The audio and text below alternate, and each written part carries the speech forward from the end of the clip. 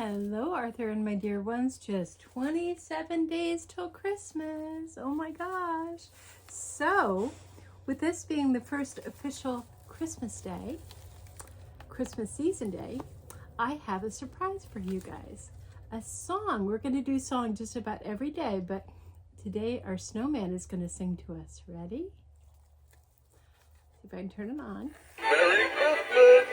We wish you a Merry Christmas! We wish you a Merry Christmas! We wish you a Merry Christmas and a Happy New Year! Good tidings we bring to you and your kin. Good tidings of Christmas and a Happy New Year! We wish you a Merry Christmas! We wish you a Merry Christmas! We wish you a Merry Christmas and a Happy New Year! Good tidings we bring to you and your kin. Good tidings of Christmas and a Happy New Year. Merry Christmas! And the story that I have for you guys today is from 1956. And if you look close up in the corner, this book was 29 cents when it was new. Kewtee Bear, Santa's Helper. It was the afternoon of the night before Christmas. Children all over the world were waiting for darkness to fall and the exciting visit from Santa Claus. Up at the North Pole, not far from Santa's home, the north wind whipped through the cold air angrily. It was angry because it had nothing but snow to blow around.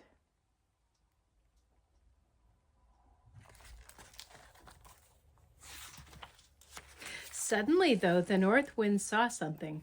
It was a baby polar bear with big blue eyes and a little pink nose. The bear was all by himself and shivering with cold. He seemed to be lost, but this meant nothing at all to the unfriendly north wind. The little bear would be a lot more fun to blow on than the snow. So the north wind took a deep breath. Whee! It said, letting all the air out, and the little bear somersaulted across the white snow. Again, the north wind blew. Again, the little bear turned over and over and over.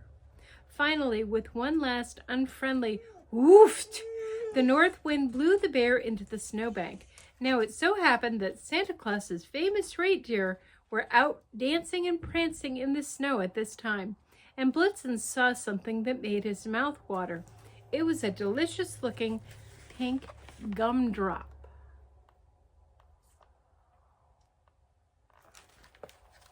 He loves gumdrops. Quigley, he trotted over to it in the snow and gave it a little bite. Ouch, said the gumdrop, which wasn't a gumdrop at all, but the nose of a little polar bear. You can imagine how surprised Blitzen was. My goodness, the startled reindeer said.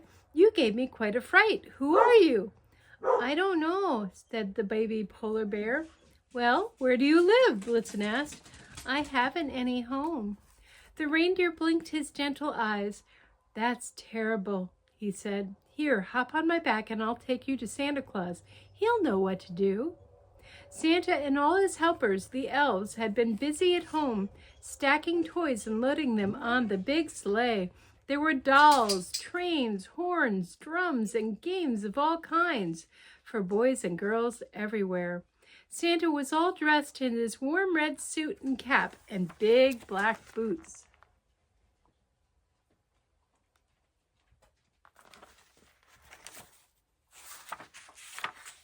Now, where are those reindeer? He said impatiently, slapping his mittened hands together to keep them warm.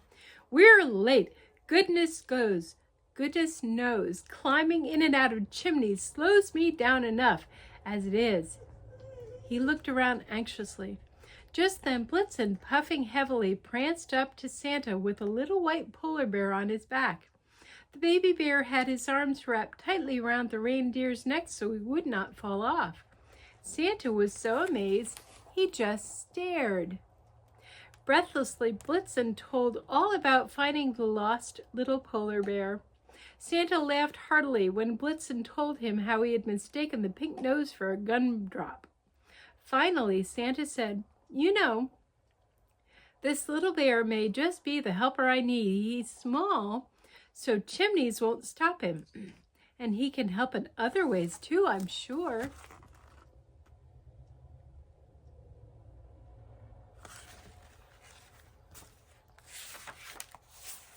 "Yes," said the baby polar bear eagerly. "I would like to help." He thought for a moment. "I can ring sleigh bells." Santa's blue eyes twinkled merrily. "That would be some help, of course," he said. And I can sing Christmas songs," added the baby bear. He cleared his throat and began to sing. It was such a happy song, and he sang it so gaily that soon the elves and Santa Claus and even the dolls on the sleigh joined in with him. Just as the song ended, several of the dolls became so excited that they fell off the sleigh. Little Bear helped them up quickly again.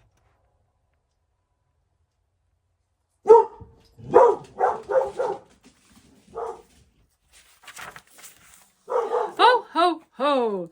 That was simply wonderful," chuckled Santa.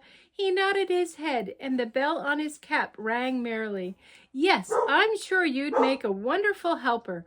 Tell me, Little Bear, what's your name?" I haven't any name," said the little bear. His face, so happy a moment ago, now seemed sad. He looked down at his furry toes.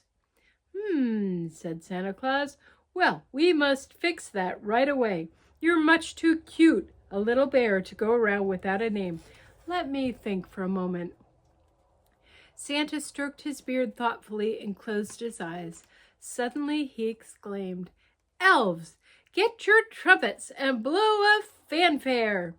The elves hurried over the snow to obey the command, and before the baby bear could even knew what was happening to him, the clear air rang out with a brassy "Rooty tooty toot."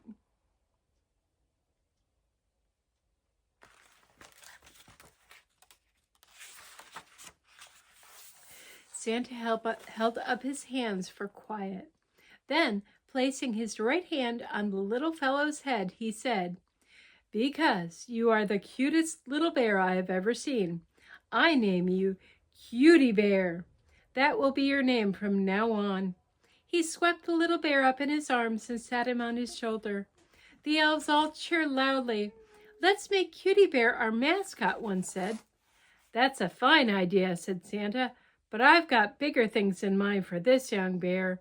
Right now I think it's time we were out on our way. Yes, indeed, Kewtee. Hop up on the sleigh right up in front, and I'll tell you about my plans as we go." As Kewtee scampered up into place, Santa hitched up the reindeer, who had all returned. Then, waving goodbye, Santa climbed into the sleigh with Kewtee Bear and the toys, and away they flew through the starry night.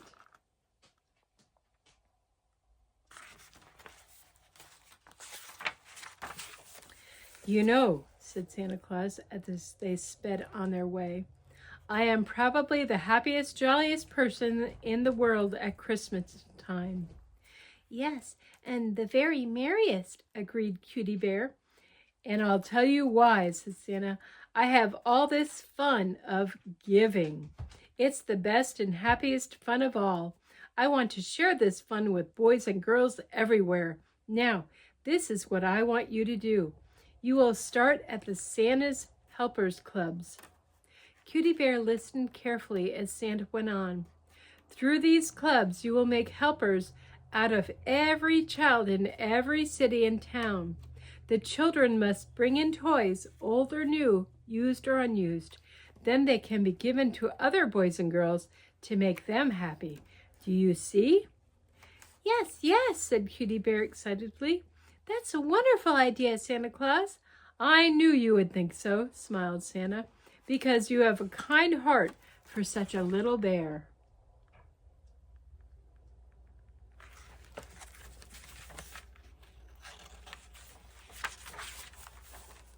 He reached behind him on the seat, brought forth a cap and a bell on top, and a badge, and put them on the surprised little polar bear. "There," he said, You are now the first member of my Helpers Club. And that's how it all began. As Christmas comes around each year, Kewtee Bear can be seen passing out badges to new members of Santa's Helpers Clubs, and he helps the children share their toys. Sometimes he sings the official song of the Helpers Clubs with the children. I will always try to be bright and happy as a Christmas tree. Always try to be real good as a Santa's helper should. I will promise to obey, do my best in every way. I will think of others also, not just today, but the whole year through.